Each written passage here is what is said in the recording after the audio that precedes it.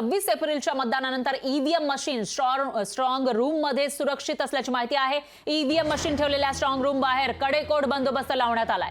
यवतमाळच्या स्ट्रॉंग रूमच्या सभोवती चोख सुरक्षा व्यवस्था तैनात करण्यात आली आहे। मतमोजणीच्या दिवशी 4 जूनला ईव्हीएम मशीन स्ट्रॉंग रूम मधून बाहेर काढण्यात येईल। तर या स्ट्रॉंग रूमच्या सभोवताली सुरक्षेचे 3 कडे तयार करण्यात आले आहेत। 3 लेअर सिक्युरिटी या ठिकाणी तयार करण्यात आली आहे। त्यासाठी केंद्र आणि राज्य राखीव दलाच्या जवानांसह जिल्हा पोलिसांचा पहारा तैनात करण्यात आलाय। मतमोजणीच्या दिवशी म्हणजे 4 जून रोजी ईव्हीएम स्ट्रॉंग रूम मधून बाहेर काढल्या जाणार असल्याची माहिती समोर येते। तर देशामध्ये यंदा 7 टप्प्यांमध्ये लोकसभेची निवडणूक होते आणि त्यामध्येच आता जे ईव्हीएम मशीन आहे ते स्ट्रॉंग रूम मध्ये ठेवण्यात आले आहे। पहिला आणि दुसरा टप्पा मधील मतदान संपल्यानंतर हे स्ट्रॉंग रूम मध्ये ईव्हीएम ठेवण्यात आले। तिथे 3 लेअर सिक्युरिटी सुद्धा देण्यात आली आहे। लोकशाही मराठी ऐका, पहा, जागरूक रहा।